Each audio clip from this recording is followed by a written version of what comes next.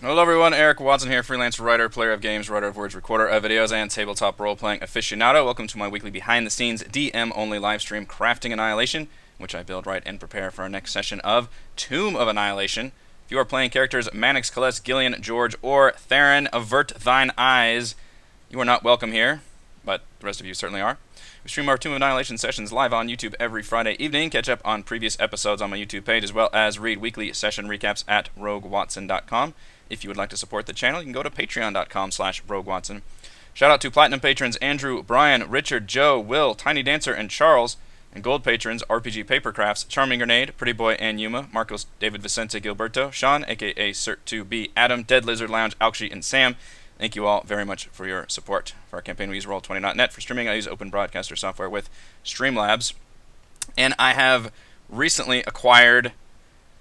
You can see I'm just like looking around constantly. I acquired a third monitor, as I posted to social media, because I determined the best way to fix my stuttering, horribly choppy video problem that I can't stand and that just kind of ruins our entire presentation is to turn on hardware acceleration for Discord, because Discord is still kind of the best chat program. It's just for some reason they had a big update in January that just broke my frame rate for using video chat with Discord.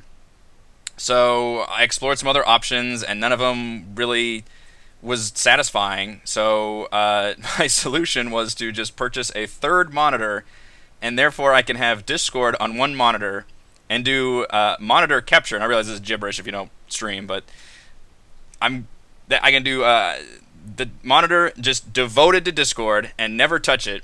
And I wanted to get the third monitor so that way I don't lose my other two that I work with, which is Roll20 and then all of my notes. So long story short, hopefully I've got it all figured out. It's almost overwhelming now having this giant like NASA style setup currently. I've got webcam might look slightly different because it's a taller, bigger monitor, but I've got all three sides, so I'll probably be looking around like a bird very oddly. But I'm hoping this setup works a lot better. We will probably be running, I know we will be running late. Insert jokes here about our session tomorrow because I'll have to refix all of our webcams. But the good news is my players, we don't have to change programs or anything else. We'll still use Discord going forward, and then presumably once I fix the webcams once, they're pretty much set like that. And occasionally I might have to move people around, but it just kind of is a pain in the ass the first time I change something. So hopefully everything will be fixed. Frame rate will go back to buttery smooth. Fingers crossed. I hate having all these technical difficulties. I love being able to play, D&D online and all that, but it does come with its caveats. So thank you everyone for being here. Juicy, hello. Crazy Pat, Mike, hello everyone. Hey, you're finally here on time. So let's talk about D&D. What happened last time? We did our Heart of Ubta. It was really cool to actually do an area in a single session. Usually, it's one of the hardest things to plan for a DM is exactly how long any particular scenario or event or area is going to take. I didn't realize Oralunga, for example, would take, I think, 4 sessions in the end, which was a lot more than I expected. Let's see, we did part 1, part 2, part 3, and then the Wyvern of Oralunga, so that was a lot longer than I expected. Whereas Heart of Ubta was just 1. We did have the one encounter in between, but this one was the entire Steel Predator encounter, followed by the meeting with Valindra. Now, the Steel Predator encounter was very interesting. Let's see, I think there's a jungle clearing. Hello, Adam. And I mentioned D&D. I mean, it's all about the dice when it comes to balance. So you never know. If something is going to be really easy or really hard. Like, you can plan for, vague ranges based on the CR value and the strength of your party and how often they've rest, so you can kind of get a good gauge. But really, any encounter can be fairly easy, and any encounter can be fairly challenging depending on the way the dice go. So, for example, that Oralunga climactic battle ended up being fairly easy because everybody made their saves, and, I didn't roll particularly well on initiative or anything, and the players played everything very well. This one leaned very difficult, and granted, it was supposed to be hard. This was not a fight the players were meant to win. It's a classic RPG, bullshit fight where clearly you're in a fight that you can't win. Like, the very first round, the boss just like kills one of your party members. If it was like a JRPG, and you're like, well, fuck me, I guess I'm not supposed to win this. I just have to sit here for a while until the story catches up, which can be bullshit a lot of times. But I wanted to create a fun kind of cutscene thing, but also do it in combat to make it feel like the players had more options rather than just telling them, okay, this thing is happening, Vorn's sitting there grappling it, you can run away. Especially because in Roll20 you tend to want to use the battle maps more, so I think you might tend to use traditional combat more often than you would if you didn't use Roll20, because we're all staring at a freaking grid map. And two things really happened. I kind of went over this with my recap, but first, obviously I did my surprise round and unleashed that stunning roar, and 3 of the 5 party members made their saves. Like, it was a DC 19 con saving throw, and fucking 3 of the 5 level 5 party members made that saving throw. Like, I underestimate my players, and I really shouldn't, because they're quite adept at, I'm not gonna say min-maxing, because that's kind of disparaging, but they're very good about focusing and putting as much strength into their characters as they can. I guess that is min-maxing. But I killed Mannix outright, which I wasn't expecting. He failed the saving throw, and literally I rolled enough damage where he just went down, which is kind of a bummer because it really takes him out of that fight. And then the most important thing was, however, I rolled like a 24 on initiative, which means after that initial volley, I immediately got to go again, and that was huge. And then the second thing that happened was that I got my stunning roar back and could literally just do it again. And when I did it again, suddenly more people failed the saving throw, and then Gillian went down.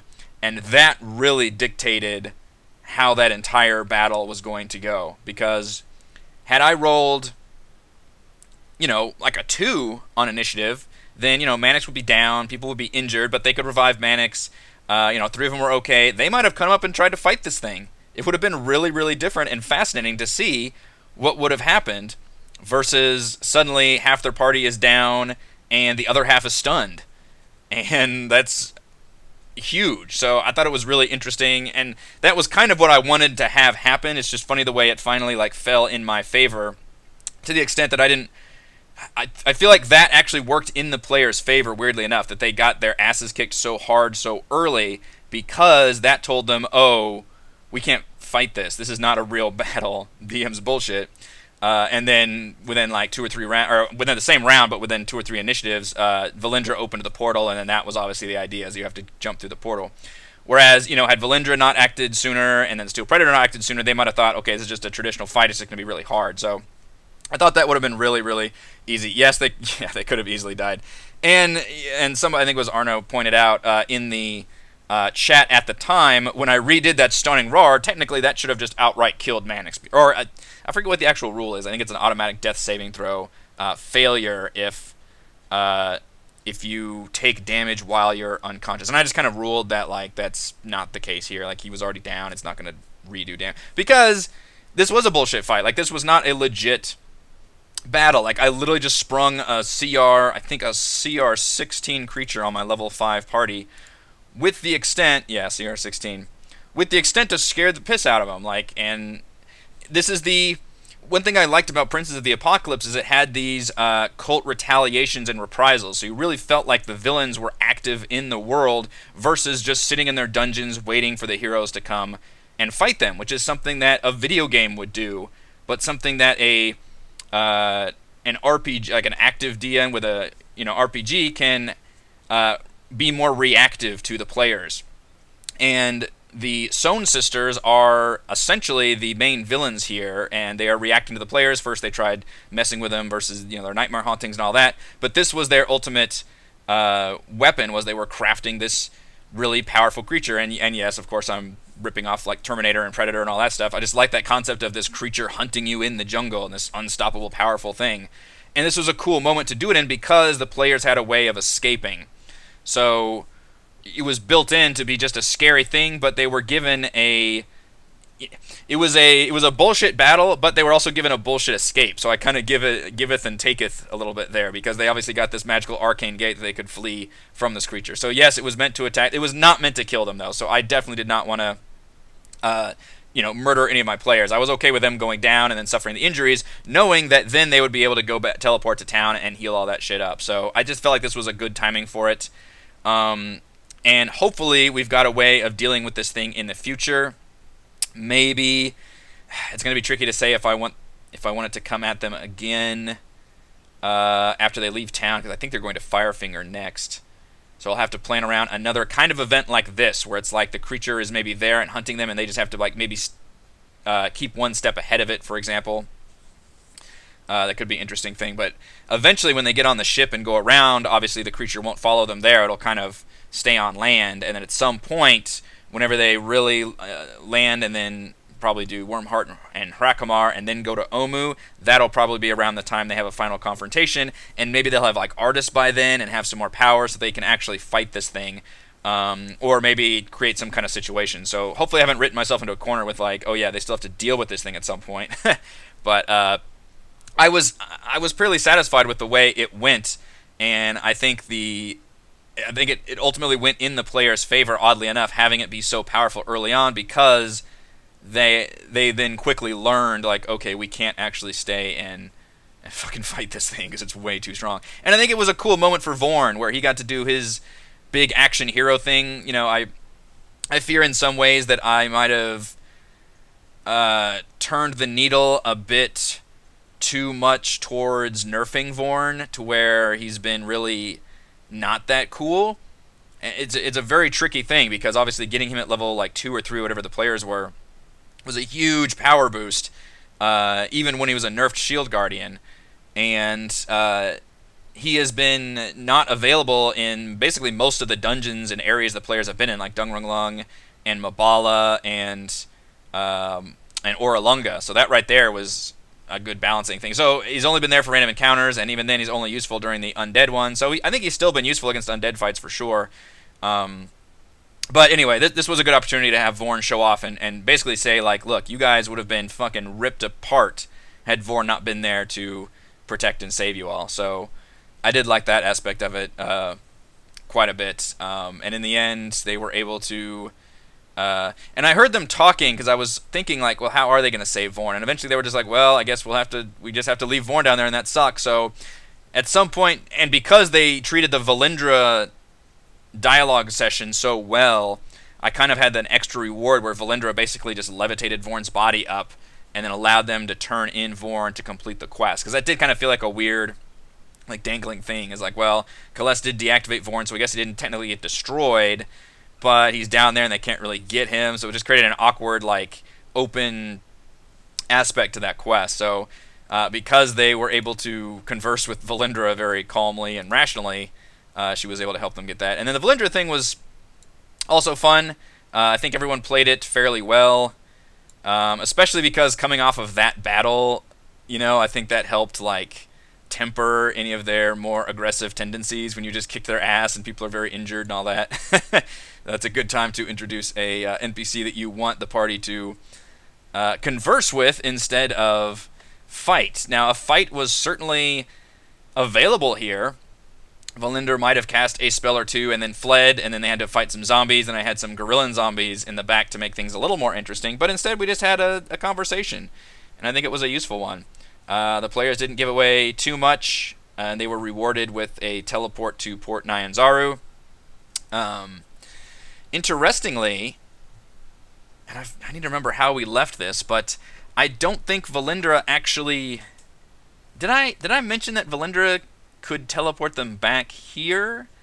I know that when they teleported to Wakanga, they told him, like, no, it collapsed behind us, we can't go through there again. So they might have actually written themselves out of being able to use this as a two-way teleporter, even though I think Valindra actually suggested that could be possible, but I'm not actually sure. I'd have to, like, review the tape on that. Yeah, George did try to go for it, which that's funny, and that's kind of partly in his character. The rest of the party was like, no. George has gotten himself killed doing foolish things. Because I was initially going to let them teleport back and forth and use that as, you know, like a Diablo-style waypoint system, or not even Diablo, like a lot of games use waypoint systems to teleport, fast travel, I guess, if you will. But it sounded like they were going to cut that off, because obviously Wakanga was like, oh yeah, I can open this up and people can teleport back and forth. The players are like, negative, that lady would not like that at all, and they were correct about that. So they actually couldn't teleport back there, Instead, they are back in Port Nyanzaru, and this starts getting really interesting because I have a lot of non-map stuff I have to do. I have to do a bunch of like story things, which I still need to do most of it. In terms of making sure that Port Nyanzaru is, you gave them the coordinates from her. Yeah, I thought I did. Okay, but they told Wakanga that you can't teleport back. So if they were to do that somehow, I mean, and it's like in his, you know, like mansion, like bedroom essentially. So it would be very, very tricky for them to somehow make an excuse that they can go back there without, you know, alerting him that that's a possible thing. So, but it sounded like they won't need to, because I believe they said they were going to teleport back to Port Nyanzaru and then go down to Firefinger next. They said they were going to actually take Captain Ordeme's ship and like turn in the quest to chart those locations and take it down. And I have two problems with that. The first is that you can't take a I don't believe you can take a sailing ship down the river Tariki or any of these rivers, because you know, these rivers probably get very small and narrow at some points, and they're filled with waterfalls, and you can't portage a fucking, you know, you can't put a ship on your back and go through the jungle around a waterfall. So that's just not gonna be a thing they can do. And the other thing is, I'm not sure if I want to let them turn in that quest without having gone to Nangalore first. Now, I'm okay with this entire... At this point, they've got the main quest. They need to go to Omu. They've got the location. They've essentially solved the jungle part of this campaign, which we're 30-some sessions in and they're level 5. That's fine. I think that's great. Knowing, you know, a lot of my players come from video game backgrounds, and I'm no different. If you see, you know, you have quest markers on the map, you want to go there and do that content, right? Unless you know, you're getting late in the game, and you're like, all right, I'm just going to bum through this main quest. But for D&D purposes, I would see them wanting to do all these, you know, the rest of the content here.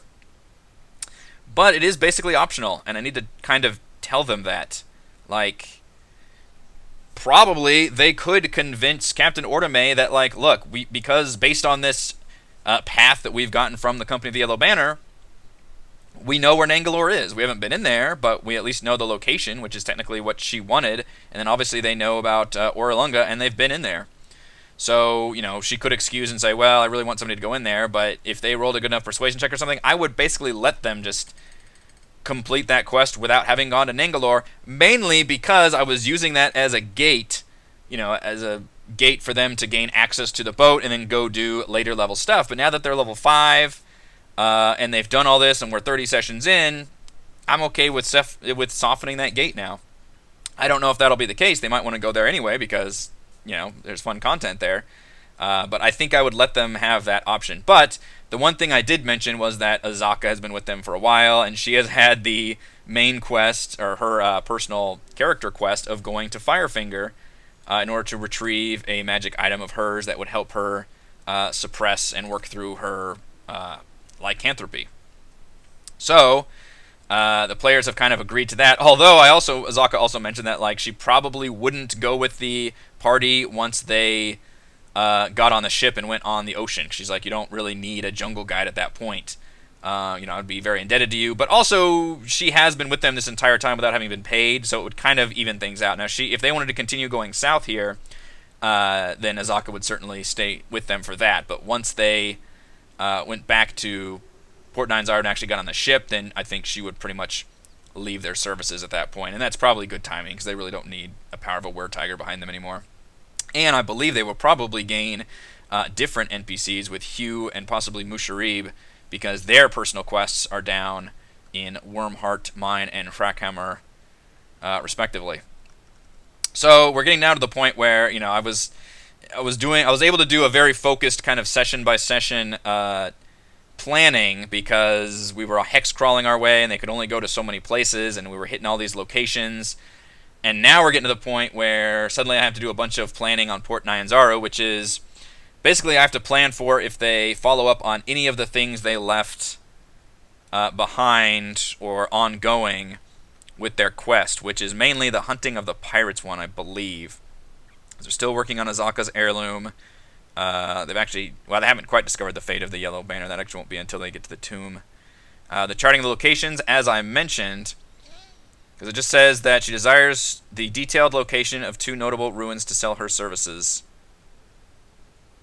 I should mention order maybe we'll need to confirm. I think I added that later. But they can, as I mentioned, if they want to, they can persuade her that what they know about Nangalore now is good enough, or they could go there and check it out for themselves.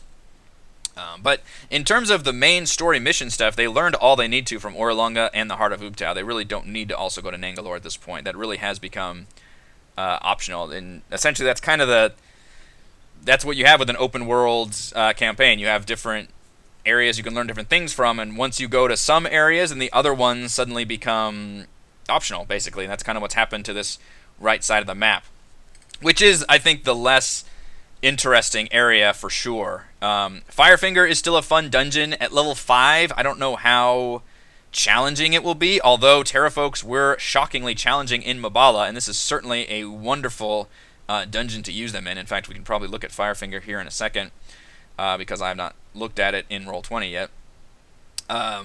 Needle's Bones is not an actual location. It's just a single trap with a thing in it, so it's actually very disappointing. I may actually have to turn that into something just to make it more interesting, but or maybe just kind of combine some encounters maybe around that area, but it's not...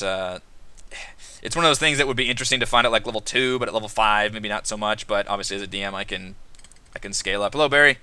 I can scale up that loot if I wanted to.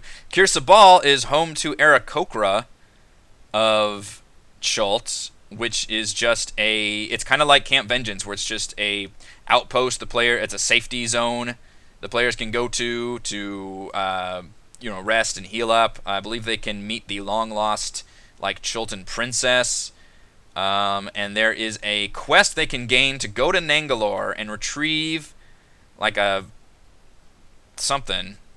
plant or something, and then they gain the ability to fly for 3 days, which sounds good on paper, but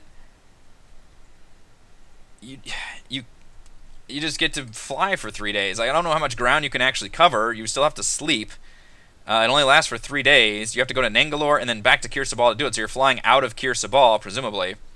So it's not like you can fly down to Omu or anything. It's a really weird... It sounds like a cool benefit. I would probably rather, if they actually went through and did all that, I would probably rather give them a charm that lets them activate the ability to fly on their own, which I think would be more useful, rather than just giving a ritual right then and there to be able to fly. So I think the idea is they're supposed to gain this flight and be able to get to another location easier, but you already have to go to Nangalore, I believe, to get the ability to fly, and then I don't think you can actually get to any of these nearby locations through flight. Maybe I would let them get to Heart of Ubtao, I guess. Could be the thing. They could go to the Heart of Ubtao and then meet Valindra again and then teleport back to Port Nyanzaru. I guess that could be a thing. But I'd have to look more at that. It's not on paper. It doesn't seem as impressive as I think it was supposed to be. There is one location, the wreck of the Narwhal, which is a big. It's that classic lost ship in the jungle. Why is it here? And there's a weretiger hanging around.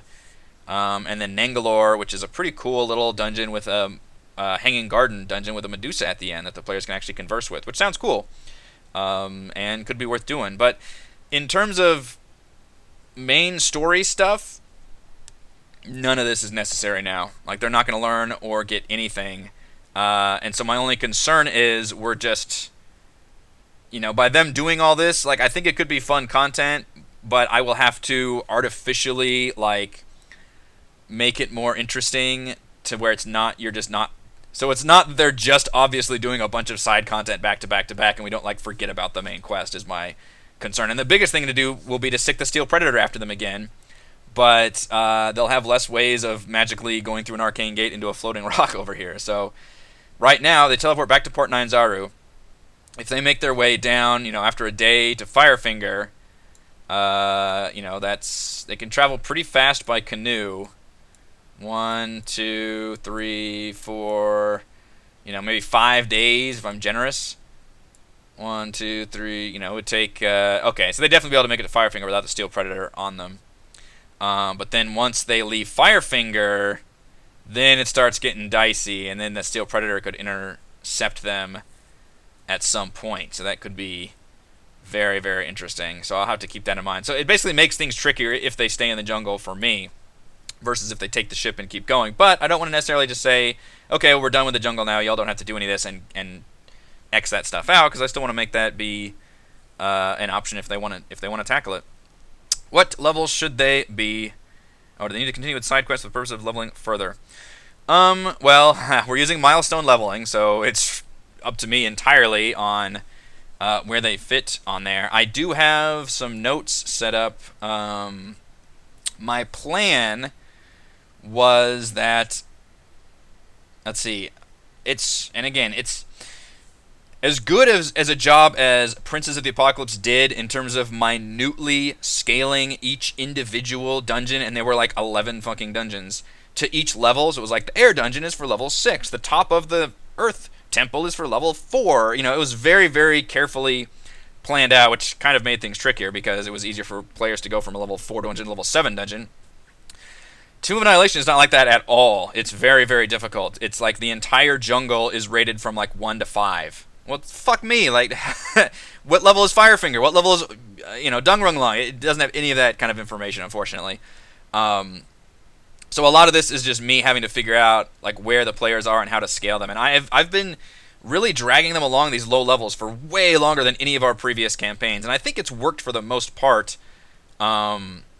Especially compared to Storm King's Thunder, where I think literally by session like 14 we were level 5. Like, it was nuts. We got like super fast tracked on that dungeon and spent the entire rest of the dungeon in tier 2 and the beginning of tier 3. I believe the only notes I have is for when the players reach Omu. I don't know if I can pull that up quickly because I forgot where exactly that is, but somewhere in the start here area. But I believe Omu is scaled for a certain... Here we go. So, the Land of Chult... Okay, 1st through 6th level. Okay, so I guess you could go up to maybe 6th level. Dwellers of the Forbidden City is Omu. So when they reach Omu, it's designed for 5th to 8th. They could get to Omu as low as 5th level, which is really pretty shocking. And then the Fane of the Night Servant, which is the Yuan-Ti dungeon, is recommended 7 to 9, and then the actual Tomb of the Nine Gods is recommended at least 9th level. So that's the only thing I have to build off of, is that they should be 9th level at least by the time they get in the Tomb of the Nine Gods, and they should be at least 7th level, more likely 8th level, by the time they're dealing with the Yuan-Ti dungeon. So, what does that tell me? That means they can be maybe... If I'm going 9th, 8th, that means 7th level when they get to Omu. Unless I want to have them level up in between, which I could. Omu's a pretty big place. Omu is like a dungeon that has dungeons within it. It's pretty cool. But yeah, so the idea is they're already 5th right now. So if they skip this content, no, I don't think it would scale them back. If anything, if they do all of this content, they're going to probably feel like I'm stretching it out like I did with the other stuff. So... right now, my notes are level 5 can be essentially the entire right side of the map, which is Firefinger and I guess Nangalore, because really Kirsabal and Needle's Bones, they aren't dungeons at all. Kirsabal is just like a town, and Needle's Bones is just it's like a single like trap area, I think. It's not even there's no map, there's no dungeon or anything. I could make it a thing, but unlike Oralunga, I don't think I need to expand it, but we'll see. So anyway, Firefinger... and Nangalore, and then also I'd like to include in level 5 the first part of the ship journey, which would be Jahaka Anchorage and Dangwaru, as well as any, obviously, events they have getting there. So that would be the entire pirate mission would be level 5, and then Gillian's personal quest, which is a dungeon I'm adapting from the Turtle package, which will be pretty much the only other time I'll have to build an entire dungeon like I did with Oralunga, which should be some fun few sessions of Crafting Annihilation. So if I can, I'd like them to be level 5 for this part of the journey and the first leg of this journey, and that may be a lot depending on how much time they spend on this right side, although, as I mentioned, I'm cutting down on the random encounters quite a bit, like 90%. And then they would be level 6 for Hrakhamar and Wormheart Mine, and any encounters down here. And then they would reach level 7 in Omu, They would reach level 8 when they get captured by the UNT, assuming I can pull that off, and put them in the Fane of the Night Servant. And then they would reach level 9 in the Tomb of the Nine Gods. And hopefully, that's not too low, because what's happened in the last 2 campaigns is we've reached level 11, like, right at the end of both campaigns. Like, literally in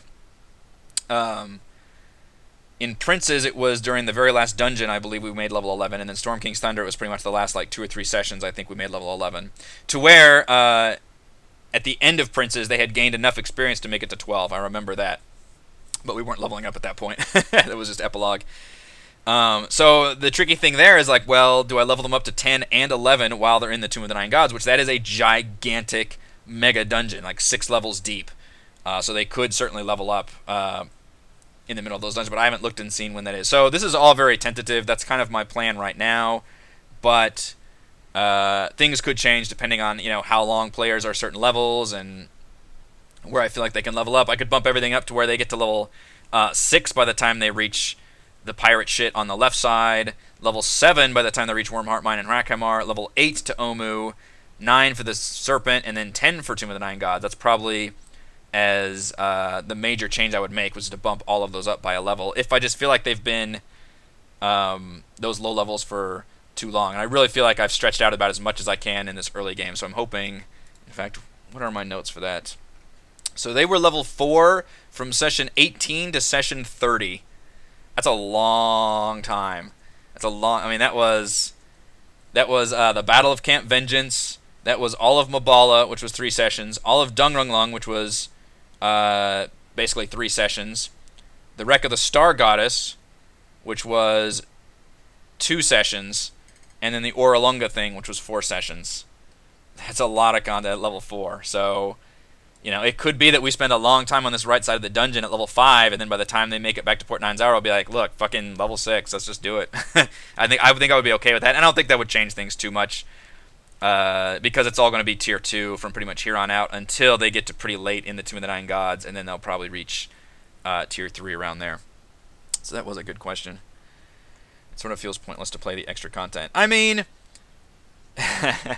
it does from a purely, video game power standard, but I'd like to think that D&D is as much the journey as it is the destination. Like, part of that is you just do that, and I totally get the RPG thing about, like, if you're doing content, you're doing it because it's fun, but also you are enhancing your character. You're getting experience, you're getting magic items, you're maybe getting some story beats and all that, so there's more stuff there. But here, yeah, you're not getting experience from me, but hopefully the content is fun, and like I said, I can certainly add some more story beats in there to make it enjoyable, and I think there is some fun content in there. But that being said, I do feel like we've done a lot of jungle stuff, and I would honestly not be upset if the players wanted to skip some or all of this section, just get on the ship and go, just to kind of, get to the next level of things and create really some different content than just kind of going around the jungle like I really thought. And I knew going into this, there's no way we're going to go all around this jungle. And if you noticed, at some point fairly early in the campaign, I began moving, maybe not too early, actually, it was probably by the time they reached Mabala, I began moving all these things closer. So Orlunga became closer, Wreck of the Star Goddess came way closer, Dungrunglung came over here, because I was like, look, I'm not going to fuck around with them searching the jungle through all this stuff. That's just not fun. I already got the point across the jungle is dangerous. We've had lots of random encounters in the jungle, so I just put everything a lot closer. And then that caught up to me here, because I haven't, these are already known to the player, so I can't magically move them closer, so they do have to get down here to these other sections. I can still make it so they don't have a whole lot of random encounters, which is fine, but I also don't want to make it like they're just zipping around and the jungle's nothing, so it's a tricky thing to balance. That's true. Players don't know what's extra and what's the main story, but as I mentioned, I probably will be more forthcoming about that. And the fact that the players know at this point kind of the purpose of these locations. I guess they don't know much about Kir Sabal, but they know that the purpose of Nangalore, at least from their point of view, is to get the ship. But, as I mentioned, and I'll probably be more forthcoming about this during tomorrow's session while they're in town, is be like, look, if you can convince Ortome that this is good enough, then it's good enough. It'll probably take a persuasion check, but I think she'd be okay with the fact that you've got it on your map. That'll be fine. They know that Firefinger is for Azaka. It is just purely a personal quest for her. They don't know that it's a whole dungeon or anything like that, but they know that its purpose, and then Needle's Bones is just a random treasure map. So they could certainly still do this content, but yeah, hopefully I've telegraphed that, and I'll mention it again next week, because a lot of things you do as a DM bears repeating. As often as your group gets together, people forget things. I forget things. It's worth reminding everyone that's like, look, you guys know where the main quest is. It's Omu. You've been told journeying across the jungle is pretty much a no zone. There's just no way of getting there really here. And the best way to do it is via ship. And so the only question is, do you want to go to Nangalore and get that confirmation of kind of that you've been there, or do you just want to tell Ortome, like, we've got it and we can go? Like, they could go down to Firefinger, complete Azaka's thing, and then go right back up. And I could mention the fact that, look, that Steel Predator is still out there, and judging by, the distances I just drew on the map, going any further south could put you in that Steel Predator's, grip again. So that could be me as the DM saying, like, look, you guys can probably just turn around and fuck off out of here, and it would be fine. And it'll be interesting to see if the players are okay with that, if they're like, yeah, let's just go, or if they're like, no, we really want to do this extra content. So I'll try to work with that and see what they want to do, but it's a tricky situation where, like, now I'm not really sure what they want to do, so I really need to kind of discuss that with them, and just see what they're feeling. Like, are they getting tired of the jungle crawl? Do they want to do this extra stuff? How do they feel about it, essentially? The one random encounter I do want to do, which I'll probably do around Firefinger, because, again, I'm not sure they're actually going to go much beyond that, is I'd like to do the Frost Giant encounter, because I think that could be fun. We used Frost Giants a lot in Storm King's Thunder, although we actually ended up killing Droofy, so I can't use her. But they are searching for Artist Kimber, and that'll be another fun thing that I've teased, obviously, several times throughout, that Artist is in the jungle somewhere, and multiple people are searching for him. And that will be meant to be a dialogue encounter where the players have to, lie their way out of it, essentially. So it should not be a combat encounter, because they shouldn't have to be able to fight, obviously, a bunch of Frost Giants. Level 5, although I do underestimate my players all the time, but Giants are serious fucking business. So that would be just a fun encounter. But otherwise, I don't know what other cool river encounters I can do that would be interesting, other than just slow the game down at this point. You probably sway them from doing much more jungle trouble, making it apparent that they risk running into the Steel Predator. Yeah, as I just mentioned, Adam. And that was kind of the idea behind it, too. Like, it was sort of starting to be a kind of a bullshit way for the DM to make the jungle a no-go zone at all. Because they teleported to Port Nine Zaru, that does give them a significant head start. The Steel Predator can teleport a little bit, but it's not really any faster than it's just running. So, I mean, here it would take it almost, 3 weeks to just run to Port Nine Zaru. I guess it can go further, because it can actually run day and night, so maybe it can actually go twice as fast as I think. But I think they can make it down to Firefinger before the Steel Predator can. Maybe I can tease where they're leaving Firefinger and they're getting on their canoes and they have to just stay on their canoes all the time or something, and maybe incur exhaustion and have this big epic thing. I don't know. That would be interesting. Have like some kind of a chase sequence where they have to jump into their canoes and go down a waterfall and lose it or something. That could be cool, but it is there to be a deterrent for sure. But I just don't want to be if they really want to do this side content, I don't necessarily want to completely block it off, though.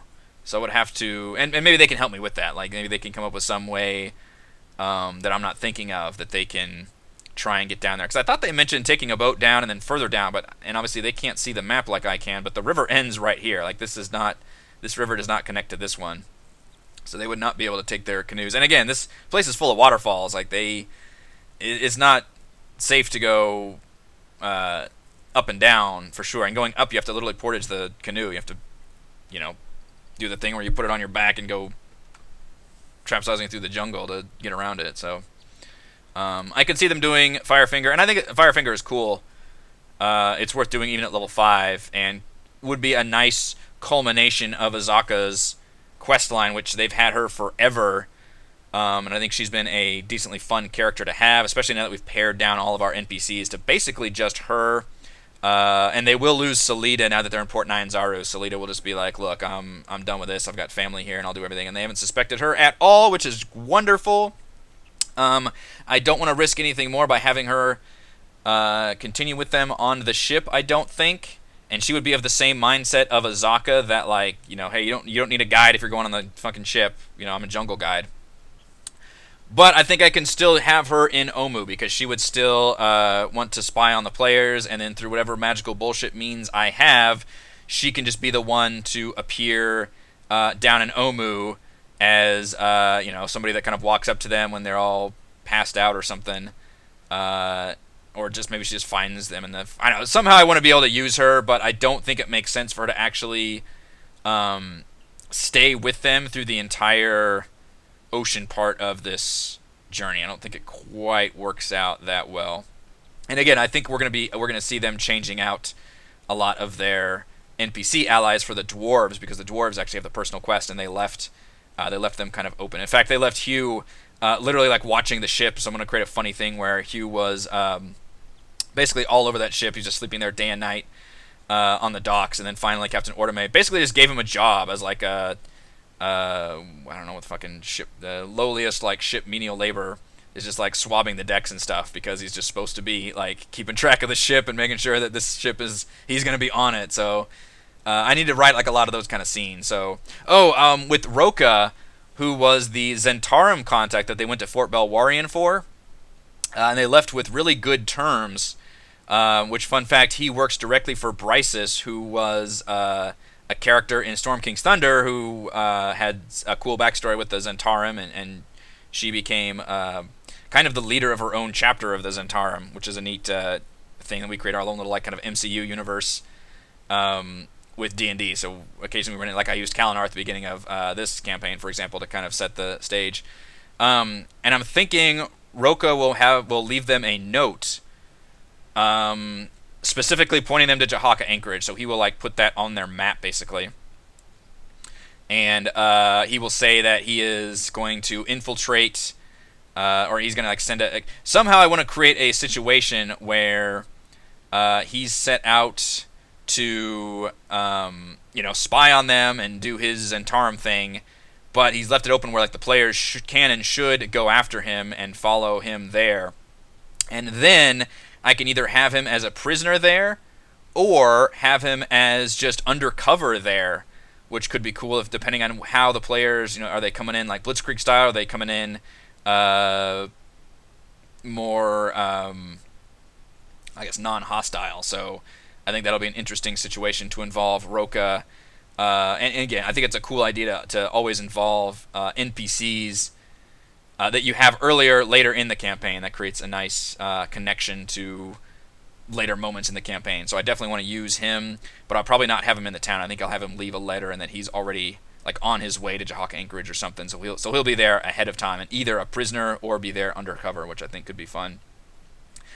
And I don't believe that Tabaxi or Annette have made it back yet. I actually looked at my notes, and the players have been out for approximately 60 days, I think.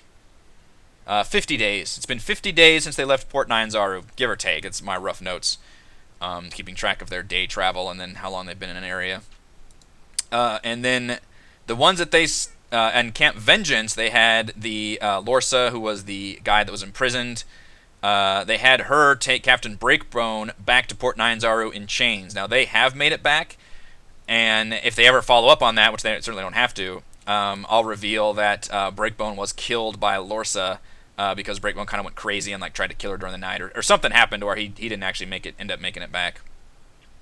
Not really much of a loose end, but he just never made it back, and he kind of went crazy, and she had to put him down. However, the other ones were coming from the wreck of the Star Goddess, which is quite a bit further away, and they would probably have stopped at Camp Vengeance first, if not that one nearby Lizard Folk Ranch that was my excuse for letting the players long rest after Dungrunglung. So I don't believe that Tabaxi or Annette have actually made it back to Port Nyanzaru yet, according to my rough notes. But once they make it to, if they go to Firefinger and back, then probably the Tabaxi and Annette have made it back. So we'll have to do another follow-up with that. Did they commit to going with Azaka last episode? I think they did. And I always try to do that as a DM who has to prep, content every week. I always try to figure out where the players are going next and what they're doing. A lot of times I don't have to do that. If they're in the middle of Orlonga or Mabala, then obviously I know to just prep more of that area. But in a situation like this, where I really don't know where they're going, I make sure to ask them, like, where the fuck are you guys going next, so I know what to plan. Because if I don't have the content for it, it's going to be rough. So yeah, I think at the very least, there's some things to do in Port Nyanzaru. They're going to be able to turn in, they've already kind of turned in Vorn, but I'm going to give them a reward at the beginning of tomorrow's session, which will be a pretty hefty sum of gold. I haven't still decided if I want to actually give Mannix a spellbook or not. I guess I could. And maybe that means everybody else would get a bigger reward, so that could still be an interesting thing. I might let him just roll for spells, too.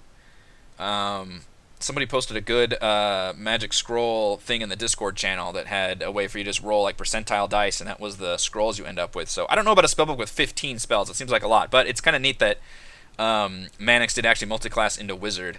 I feel like I'm giving a lot of things to Mannix, though, more than anybody else, which feels a little unbalanced, but also Mannix kind of needs all that shit, because he's more item dependent, since his character has like purposely kind of nerfed himself in terms of combat. Whereas somebody like Theron, it's harder to give him magic items, because he just morphs into his wild shape and kind of goes nuts from there. So I think I could still give him the spellbook if I wanted to, but they're going to get a hefty amount of gold. They can buy magic items. I've been looking at Xanathar's Guide to Everything, which has a good chapter on page 126. There's a whole rule for buying magic items, which I really think is neat. They can buy potions, as well as roll a persuasion check to kind of put the feelers out there and determine what kind of magic items are available. Probably on the black market or through Wakanga or something. And then I can actually roll on the magic items table in the Dungeon Master's Guide to determine what kind of items that is.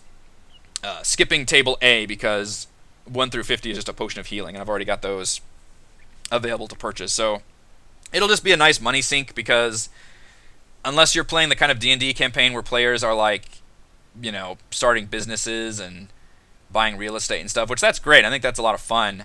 I would hazard to guess that most D&D campaigns tend to lean more towards the hack and slash variety. The term murder hobo gets thrown around a lot, which is probably not a great term. But the fact that money becomes kind of meaningless to that kind of play style. If players really aren't putting down roots and spending their money on more role-play-y kind of things, but instead if they just want to spend money on functional things that make them stronger, which I get, because that's how a lot of video games work, then you need to create that kind of stuff for them to buy. So I'm glad that this is in here for Xanathar's, and I'm planning on letting them do a little bit of shopping, because our campaign has had none of that. There's been no shopping whatsoever. This is their time to finally go back to town.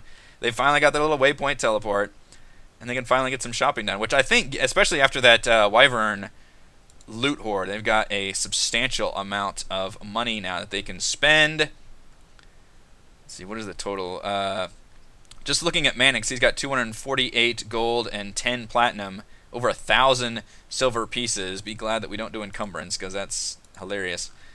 Kaless is usually one of the richest of everybody. She's got 327 gold and 10 platinum, also over 1,000 silver piece, which is at 100 gold, so it's really like 400 some gold. So yeah, now they're going to spend some money healing themselves, because they still suffer from some various maladies. That's that's literally like the death penalty in my game, which isn't even death. It's just like going down to 0. You have a chance of incurring a lasting injury, I think it's called, which we take that rule from the Dungeon Master's Guide, which is a injury that continues to debilitate you until you get it healed. And obviously Mannix suffered from a bad one way back, I think, in Mabala, to where he lost an eye, and that has been a hilariously debilitating injury for him, which I kind of rewarded him with a magic item in the Heart of Upta, which was funny. He actually identified it correctly as having this kind of low jack with Valendra, so Valendra can actually spy on everything the players are doing, which is fantastic, and the players know that. Like, Manix knows that that's the case. Like Valendra can see out of it like a fucking security camera. So the Red Wizards are going to know what the players are doing pretty much all the time unless Manix is covering his eye up. So that's a really awesome thing that I can use against them in some really fun ways. But he does get it as like a magic item, so you can pop that eye out. Literally like, I think it's Mrs. Potato Head in Toy Story 2 was my inspiration for that, where you can just pop the eye out and leave it somewhere and then cover the eye and you can see out of it like the clairvoyant spell. But they do have some injuries that they can heal up, which I think we have rules for that in our house rules. I think lesser... Let's see, what is lesser versus greater restoration? I don't know if you have to spend greater restoration to heal. Greater restoration would be like... Well, I guess regenerate is for eyes, but Manix already solved his eye problem. Let's see, restoration. Which one will cure their conditions? Because right now, Gillian has a concussion and an internal injury, and Manix has an internal injury. I think that's actually it. George has a concussion, it says. I don't think he healed that. George still has a concussion. It makes no sense he'd be suffering from a concussion this long, but... Which, I think I had a rule where you could roll like a medicine check, like a DC 20 medicine check every day, if you had a medicine kit, but I don't think anybody had one was the problem. Let's see, lesser restoration can be cure blinded, deafened, paralyzed, or poisoned. Oh, that's really simple conditions. So that's not really a lingering injury. So do they have to do greater restoration then? Greater restoration. Positive energy to undo a debilitating effect. You can reduce the target's exhaustion level by 1 or end one of the following effects on the target. Charmed, petrified, cursed, any reduction to one of the ability scores, or one effect reducing the target's hit point maximum. So it would probably be greater restoration they'd have to spend. Which, oh shoot, where did I have my notes? I believe that was 450 gold. Woo, boy. I might allow a discount on that because of the player's good deeds. But that's pretty pricey if they have to cure frickin', what, 4 of those? Damn, that's brutal. Here I thought, well, so I'll give the players have all this money for starters, and then I am going to give them a good payout from Wakanga for turning in Vorn to the tune of about 500 gold, and then they can roll, the usual persuasion to try and get more money out of that. And if I give Manix a spellbook, he might be okay with not accepting that money. I'm worried you will nerf the Tomb really hard, since the players usually have a lot of plot armor. Tomb is my favorite part, usually cause suspense. Ha, that could be a concern. I'll be honest, I have not looked at the Tomb since I started this campaign again. I've talked about this a lot in terms of player death, and ultimately, I'm okay. I think I'm okay with it as long as it's meaningful. I'll have to look at the Tomb and see the individual stuff in there. If there's stuff that's just complete bullshit, that just doesn't seem fun for anybody. You know, I think death can make for a good, fun, interesting story. But I think it's a huge waste if people can just die left and right. And that's me personally. Like, you can make a campaign that's more, hardcore permadeath if you wanted to. That's just people can die and then they have to start a new character. And I get that. But just think about like all the big campaigns that like the Dice Camera Action and I guess Critical Role is very famously had one. But it has to be meaningful and impactful to do it. And hopefully there's a way out of it if there's not. But if the players really make like a foolish or risky choice and accept it, then I think I would have to accept it as well. The tricky part is, and it's just one of those cross that bridge when you get there, is how do you then introduce a new character if they're like level fucking 9 or 10? Like you can have it, and what's funny is the book actually kind of writes that in some way. The Sohn sisters can make a clone out of one of the characters, which feels like the cheapest thing to do, but literally just, hey, everybody, you found me. But then have them be like a secret agent of the Stone Sisters or something, which maybe that maybe that's an interesting way to do it. So I think there's fun ways to do it. Um, I always underestimate my players, and they always come out on top. So I'm gonna try not to nerf or back down things too hard because they always have a way of getting out of them. Um, but it's kind of like the Steel Predator thing with not killing off Mannix. Like there was no reason to do that there because my goal was not to kill a player. My goal was just to put the fear in them. Now, once they get to the tomb and they start making some choices, then they could go down that road for sure. Or maybe their body is found by an enemy that can revive them and turn them into a revenant or something. I don't know. There's things that can be done with death that I think can make for cool and fun stories. That isn't just necessarily like, oh, I'm gonna tear your character sheet up now, and you got to make it level 1 character or something. I don't think that's a good solution to that. Some death in the tomb is bullshit. Most of those are the players making super dumb. Yeah, because that's the one that like it's a Tomb of Annihilation or it's a Sphere of Annihilation, right? So you can like and some of it is cool. Like I know there's one section of the tomb where I think you walk in and you get trapped essentially, especially if they all walk in, and the only way to walk out is for you to sever your own arm. Because like the outside of it has an arm like raised, and so you have to raise your arm to open it, and then the inside of the door that closes then has a like stump of an arm raised, and then there's like a Sphere of Annihilation in there that they can sever their own arm. Like that shit's messed up and cool, and that doesn't involve player death, but involves like player maiming, So I think there can be penalties that aren't necessarily just straight death, in other words. And I think that's a good thing about the lingering injury system is it doesn't make it so it makes going in our campaign. Going down is more meaningful because if you hit 0 hit points, there's a good chance you will have a lingering, debilitating injury. I mean, Mannix, that really fucked up his weak character already, is that he had one eye for a long time because he only went down. So I think to compensate for that, we do allow for punishments just for reaching 0 hit points. So hopefully that makes things more interesting. But yeah, that the tomb will be very, very interesting because I have not come across. None of us in our couple of years of playing D&D now have come across a death trap dungeon of that magnitude. Catch up on the chat for a second. The tomb is definitely designed to annihilate. Yeah, I get that. I get that a lot for sure. And I'll have to, that'll be some very interesting sessions of crafting annihilation when we reach that point. Is how do I handle some things? How much do I tell the players? What kind of decisions do they make? And the unfortunate thing is we've just never experienced a player death before. So that will be the only tricky thing is we don't have a precedent for it. The tomb is very hard, but not unforgiving. Only if you get sidetracked. Invisible beholder with the magnetic center in the room. That is bullshit. Yeah. There's a lot of stuff like that, I feel like. Invisible beholder. Like, why is that beholder invisible? Well, because Asterix made him invisible. Well, okay. That one is kind of goofy. But yeah, we've gotten close a couple of these times. I mean, Mannix got the 2 death saving throws, did he not? In that fucking event. Like, how shitty would I have felt had he actually fallen in that situation? Because my goal was not necessarily to kill him. And he almost legitimately died there. So, I don't know.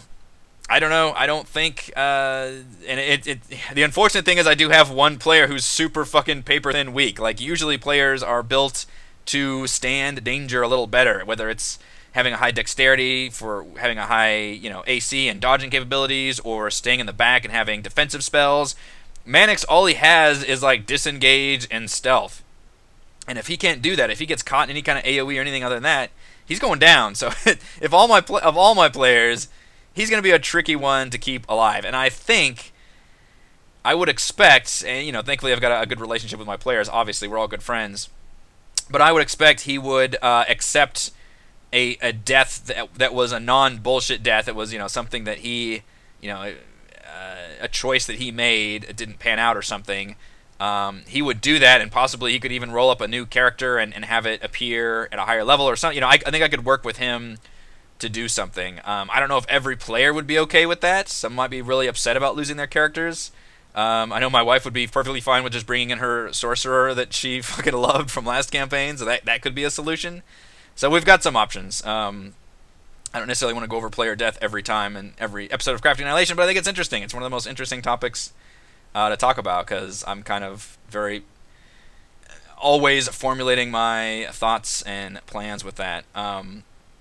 But for tomorrow, it will primarily be we call them like building episodes in TV, where you just do the big, the Battle of Winterfell or whatever else, and then the next episode probably won't be a big, epic battle fight. So this will be, I think, a quieter episode session in Port Nine Zaru, where we kind of let the players shop around a bit and check up with some of their NPCs and kind of see how the Death Curse has affected Port Nine Zaru, which it certainly has.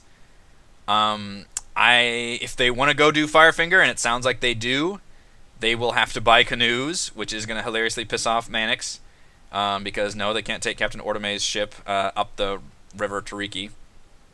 They'll have to get canoes and huff it kind of like they did down in the very beginning, with the caveat that they're going to have a lot less encounters. I'll just have to see if there are any more interesting river encounters to actually hit them with. They have less NPCs now, but they are way higher level than obviously when they started out, so just throwing like some crocodiles at them or something is not going to be terribly interesting.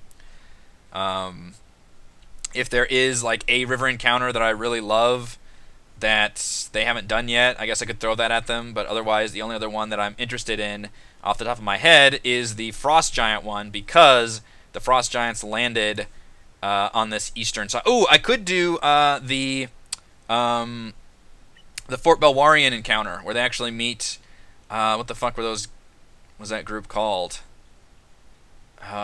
Shoot, I completely forgot. It's been a while. It's been a long time. Session, whatever the hell that was. Let's see. Fort Belwarian, Flag of Baldur's Gate. What was your... Flaming Fist. The Flaming Fist. There's an encounter with the Flaming Fist that they could definitely have, because that would make sense to have them in this area, because it's not too far from Fort Belwarian relative to where they were. So I could definitely do, and that would be an interesting one where they would be like, hey, show us your papers, kind of a thing, and the players wouldn't have one, and that could definitely devolve into a straight-up fight, which could be interesting. Or they could talk themselves out of it, but I'll have to build it. I'll have to build the map out like a fight, and just see kind of where they are, and maybe the players want to like fight them and then rob them afterwards, or they could. It's kind of whatever. It's a mercenary group. They're not evil, but players certainly have questionable moral ethics at times. So that could definitely be an encounter that I would probably employ here. So, there's still some room for some jungle encounters I could make interesting, but I don't really think they need to go. And maybe they'll be upset. Maybe they'll be like, okay, let's take the ship out and go on the east side, and then we can get closer. We'll land over at Kitcher's Inlet, and then, that'll keep the Steel Predator away. That's something I haven't thought of. Well, I just thought of that, but that could be a way they could do this eastern side. So we may still end up doing this content. I could see them wanting to do this content very easily. It just won't be involved with the story much, and obviously since we're not gaining XP, they won't get XP for doing that, but I think the experience can still be fun, and they can still get some useful loot for the most part. And as I said, in Kir Sabal, maybe I can give them kind of the ability to fly through like a charm or something. I think that could be good. So, I think that will do it for this week's episode of Crafting Annihilation. Thank you all so much for watching and supporting me on Patreon. April was an intensely amazing month for the Patreon, so I appreciate all of your support. I will be here, it's a normal day tomorrow, so we'll get a review from me, review video, XCOM live play, nearing the end of my XCOM playthrough finally. I started that back in January, if you can believe that. And then D&D tomorrow night. I'll see you all for that.